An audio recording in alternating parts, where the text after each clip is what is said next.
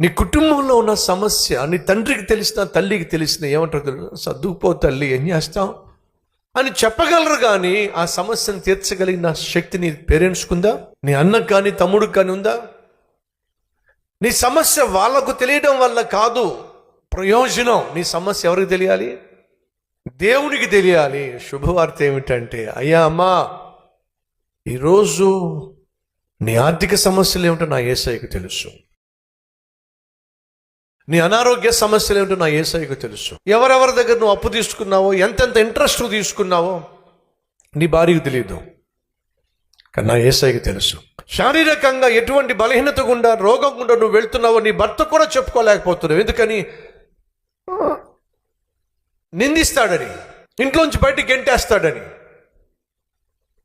చిచి చేసుకోక నీలాంటి రోగిస్తాను చేసుకున్నానని చెప్పేసి నెపములు వేస్తాడని నువ్వు కనీసం నీ భర్త కూడా చెప్పట్లేదు.